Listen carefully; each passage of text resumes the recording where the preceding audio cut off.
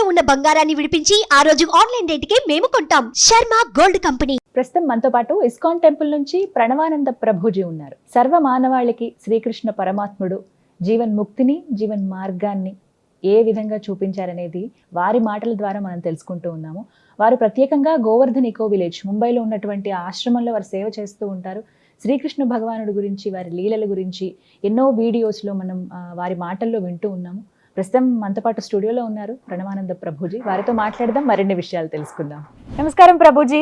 హరే కృష్ణ. నమస్కారం అండి. ఏకాదశి వస్తుంది, చాలా విశిష్టమైన రోజు అని చెప్తూ ఉంటారు. కొన్ని ప్రాంతాల్లో అయితే అసలు పండగే ఆ రోజున. అందులోనూ ఆ రోజు స్పెషల్ దర్శనం ఉంటుంది ప్రతి ఒక్కరికి వైష్ణవ ఆలయాల్లో. ఏకాదశి వ్రతాలని కూడా ఆచరిస్తూ ఉంటారు. ఆ వ్రతాలు ఎలా చేయాలి, చేస్తే ఏమిటి అనేది కూడా చాలామంది ఒక క్వశ్చన్ అడుగుతూ ఉన్నారు. ఆచరించే విధానం చెప్పండి, అలాగే చేస్తే కలిగేటువంటి ఫలితం ఏమిటి, ఎందుకు చేయాలి అనేది కూడా వివరించండి. అన్నిటికంటే గొప్పదైన వ్రతం ఏదైనా ఉంటే అది ఏకాదశి వ్రతం. అన్ని వ్రతాలు చేసి ఏకాదశి చేయకపోయారనుకోండి, ఏ వ్రతం ఫలితం రాదు. ఓ, ఏకాదశి వ్రతం ఒక్కటి చేసి ఏ వ్రతము చేయలేదనుకోండి, అన్ని వ్రతాల ఫలితం ఏకాదశి ఇవ్వగలుగుతాం. మన శాస్త్రంలో ఉపవాసం అని చెప్పింది కేవలం ఏకాదశికి మాత్రమే. ఓ, కానీ చాలా మంది ఈ రోజు మేము ఉపవాసం చేస్తున్నామండి, ఆ రోజు ఉపవాసం చేస్తున్నామండి, అలా ఇలా చెప్తారు. కానీ ఎక్కడ కూడా అంత నియమంగా ఉపవాసం గురించి చెప్పింది మన శాస్త్రంలో, అంత నియమంగా ఉండాలి అని చెప్పింది కేవలం ఏకాదశికి మాత్రమే. విష్ణువాసరము అని అంటారు. అన్నిటికంటే favourite day of lord Vishnu Ekadashi. Ekadashi వ్రతం వల్ల అసలండి దాని వల్ల వచ్చే ఆధ్యాత్మిక బెనిఫిట్స్ అనేవి మనం చెప్పలేము. ఉపవాసం అంటే ఫస్ట్ అందరూ మేము ఒకసారి ఏకాదశి వ్రతం గురించి చెప్పామండి, ఎలా ఉపవాసం ఉండాలి అన్ని విషయాలు చెప్పాక ఒకళ్ళు హ్యాండ్ రేస్ చేశారనమాట. మాకు ప్రశ్న ఉంది అని. అయితే ఏం ప్రశ్న ఉంది అని అడిగితే, ఏకాదశి రోజు ఏం తినచ్చండి అని ప్రశ్న అడిగారు అనమాట. గంట సేపు నేను లెక్చర్ ఏకాదశి ఉపవాసం ఎందుకు చేయాలి అని చెప్పాక ఏకాదశి రోజు ఏం తినచ్చు అని లెక్చర్ క్వశ్చన్ అడుగుతున్నారనమాట. అయితే ఉపవాసము అంటే ఏంటో ఫస్ట్ అర్థం చేసుకుందాం. ఉప అంటే దగ్గరగా, వాసం అని అంటే ఉండటం. ఉపవాసం అని అంటే భగవంతుడికి దగ్గరగా ఉండటం. ఏ ఉపవాసానికంటే ఇదే నియమం అండి. చాలా మంది ఏం చేస్తారు తెలుసా అండి, మేము ఈరోజు కటిక ఉపవాసం, నీళ్లు కూడా స్వీకరించట్లేదు అని హ్యాపీగా టీవీ ఆన్ చేసుకొని ఇలా బెడ్ పైన పడుకొని ప్రొద్దు నుంచి రాత్రి రాక ఏ సీరియల్లో ఏ సినిమాలు చూస్తూ ఉంటారు. అయ్యా లేచి గుడికి రండి, నామం లేదు, శరీరంలో ఓపిక లేదు, నిర్జల వ్రతం ఈరోజు. మనం అండి దేన్నైనా సరే ఎంత మెటీరియలిస్టిక్గా మార్చే శక్తి మానవుడి దగ్గర ఉందండి. శివరాత్రి రోజు జాగరణ చేయండి అంటే లేట్ నైట్ షోలు వాటిలలో సినిమా థియేటర్లో కూర్చొని జాగరణ చేస్తుంటారు. శివుడు పాపం ఏమనుకుంటాడో, ఎంత బాధపడతారో ఇలాంటి వాళ్ళని చూసి ఆశ్చర్యం వేస్తుంది. మనం దేన్నైనా సరే ఎలా పాడు చేయొచ్చో అంత, ఎంత ఫాస్ట్గా మానవ బ్రెయిన్ పనిచేస్తుందంటే అంత పనిచేస్తుంది. ఉపవాసము అని అంటే, ఆ ఉపవాసం చేసే ఏకాదశి రోజు ఏం చెయ్యాలి అని అంటే, ఇంకా మరింత కృష్ణ సేవ, ఇంకా మరింత భగవన్నామం పలకటం. హరే కృష్ణ కృష్ణ కృష్ణ హరే హరే, హరే రామ రామ రామ హరే హరే. మరింత నామం చేసుకోవటం, మరింత భాగవత గీత వీటిని శ్రవణం చేయటం, అధ్యయనం చేయటం. ఇది ఉపవాసం, భగవంతుడు దగ్గరగా ఉండటం. మరి ప్రభుజీ ఉపవాసం అంటే తినకుండా ఎందుకు ఉండాలని చెప్తారు? ఇప్పుడు చూడండి, ప్రొద్దు నుంచి లేవంగానే తిండి గోలే కదండి మనకి. ఏం టిఫిన్ ఏం చేయాలి, దోశలు వేయటం, ఇడ్లీలు వేయటం, అటు వాయిల్ తీయటం, ఇటు చట్నీ చేయటం, ఇటు సాంబార్ చేయటం, పెట్టేయటం. దాని తర్వాత ఇది అయిపోగానే మళ్ళీ లంచ్కి ఏం కావాలి, భోజనం కోసం కూరగాయలు కట్ చేయటం, వంటలు చేయటం, మళ్ళీ తినగానే నిద్ర వస్తుంది, మధ్యాహ్నం పూట పడుకుంటాం, మళ్ళీ సాయంత్రం కావగానే ఇది అది. దాని తర్వాత మళ్ళీ రాత్రి డిన్నర్ ఏంటి, స్విగ్గీ, జొమాటో, అవి ఇవి, మళ్ళీ కిచెన్ క్లీన్ చేసుకోవడం, తూడ్చుకోవడం, బాసనలు తోముకోవడం, వీటిలలోనే రోజంతా పోతుంది.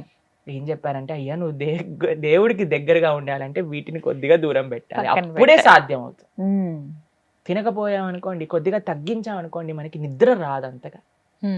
ప్లస్ ఇంత పెద్ద తతంగం మొత్తం కూడా ఆఫ్ అయిపోతుంది. ఎంత సమయం మెరిగిపోతుంది. మీరు ఒక్కసారి ప్రయత్నించండి. ఒకరోజు వంట తిండి ఈ రెండు ఆపేస్తే అసలు ఆ రోజు ఏంటి ఇంత పెద్దగా ఉంది మనకి అని అనిపిస్తుంది అనమాట. Long day. ఎందుకంటే అంత సమయం మనకు ఉండిపోతుంది.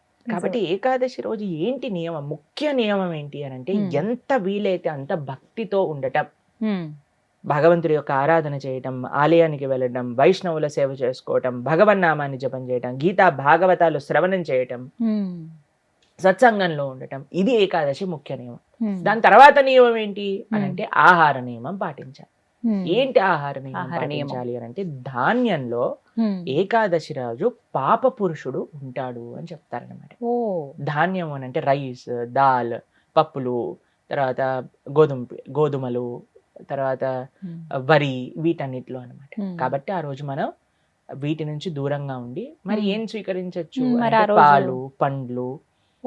తర్వాత మీకు అవి కూడా కాదండి, మరి మాకు ఇంకా శరీరం సహకరించట్లేదు, కొంతమంది ఉంటారు కదండి, బీపీ ఉంటుంది, షుగర్ ఉంటుంది, అటువంటి వాళ్ళు ఏం చేస్తారు అని అంటే మీకు సగ్గు బియ్యం అని దొరుకుతాయి, లేదా కొర్రలు అని దొరుకుతాయి అనమాట. వాటిని ఇవన్నీ కొన్ని ఏకాదశి రోజు స్వీకరించవచ్చు అని ఎలవ్ చేసినాం అనమాట. కాబట్టి ఇప్పుడు సరే రోజు సాబుదానా సగ్గుబియ్యం ఎలవ్ చేశారంటే సగ్గుబియ్యం పాయసం, సగ్గుబియ్యం వడలు, సగ్గుబియ్యం ఉప్మా, అన్ని ఒక 10-15 రకాలు చేసుకొని తినమని చెప్పట్లేదండి మేము. ఎవరికైతే వీలుంటుందో ఒక్క రకం చేసుకోండి, వాటిని ఆహారాన్ని స్వీకరించి శరీరం బాగుండేటట్టుగా చూసుకొని భగవంతుడి యొక్క సేవలో పెట్టుకో. కాబట్టి ఏకాదశి ప్రధాన నియమం ఏంటి అని అంటే భగవంతుడి దగ్గరగా ఉండట. కానీ కొంతమంది కటిక ఉపవాసం అని ఉంటారండి, నీళ్లు మాత్రమే స్వీకరిస్తారు ఆ రోజు, నీళ్లు కూడా స్వీకరించరు, దాన్ని కటిక ఉపవాసం అంటారు, నిర్జల వ్రతము అని అంటారు అనమాట. చెయ్యండి ప్రభుజీ, మేము నిర్జల చేస్తూ బ్రహ్మాండంగా ప్రొద్దు నుంచి రాత్రి దాకా జపం చేసుకునే శక్తి మా దగ్గర ఉంది అని అంటే పర్ఫెక్ట్. లేదండి మాకు ఏదన్నా లోపలికి వెళ్ళండి, మాకు బ్రెయిన్ పనిచేయదు అని అన్న వాళ్ళు పాలు స్వీకరించండి, లేదండి పండ్లు స్వీకరించండి, లేదండి సగ్గుబియ్యంతో కొద్దిగా అంటే అలా ఉండొచ్చా? ఇందాక మీరు అన్నారు కటిక ఉపవాసం కనీసం. చాలా మంది భక్తులు ఉంటారు, చాలా మంది భక్తులు ఉంటారు, మా ఆశ్రమంలో ఎంతో మంది ఉంటారు. మరి మీ విషయం ఏంటి ప్రభుజీ, మీరు ఉండరా అని అంటే మేము మధ్యాహ్నం వరకు మాత్రం నీరు తీసుకోకుండా, ఏం ఆహారం తీసుకోకుండా ఉపవాసం. మధ్యాహ్నం పూట కొద్దిగా పాలు, కొద్దిగా పండ్లు అలాంటివి స్వీకరిస్తాం అన్నమాట. అలా మేము ఏకాదశి ఉపవాసం చేయడానికి ప్రయత్నం చేస్తాం. వ్రతం, ఏకాదశి వ్రతం అంటే ఏ విధంగా? ఉపవాసమే ఆనిస్తేనే వ్రతం అంటారు. ప్రతి నెలలో 2 ఏకాదశులు వస్తాయి. అవును, ఆ 2 ఏకాదశులు సంవత్సరం పాటు మొత్తం అన్ని ఏకాదశులు కానీ మనం ఉండగలిగితే దానికంటే గొప్ప వ్రతం ఇంకొకటి లేదు. ఏం జరుగుతుంది ఏకాదశి వ్రతం చేస్తే? భగవంతుడి యొక్క పూర్తి కృప మన పైన ఉంటుంది.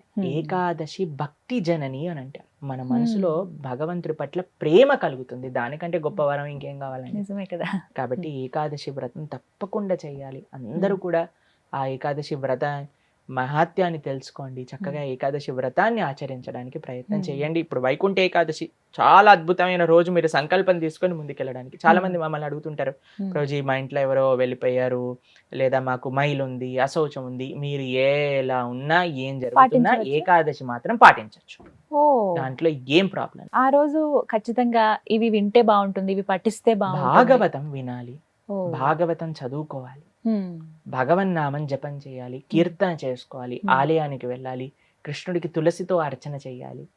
ఇవన్నీ ఏకాదశికి చాలా మంచి. ఆ రోజున ప్రత్యేకించి ఉత్తర ద్వార దర్శనం ఉంటుంది. అవును, వైకుంఠ ద్వార దర్శనము అని అంటారు. అన్ని ఆలయాలలో మనకి కలుగుతుంది. చక్కగా దర్శనం చేసుకొని వైకుంఠ ఏకాదశి కాదండి, అన్ని ఏకాదశులకి ఇవే నియమాలు.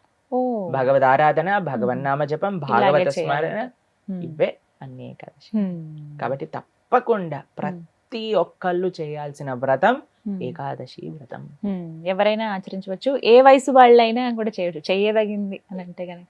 ఎస్, చేయగలమన్న ఓపిక ఉండాలి, ఆ ఆసక్తి, ఆ నిష్ట ఉంటే ఖచ్చితంగా ఎవరైనా పాటించవచ్చు. కరెక్ట్. చాలా సంతోషం ప్రభుజీ, నమస్తే. హరే కృష్ణ. సుమన్ టీవీలో మీ పర్సనల్ అండ్ బిజినెస్ ప్రమోషన్స్ కోసం కింది నెంబర్కి కాంటాక్ట్ చేయండి.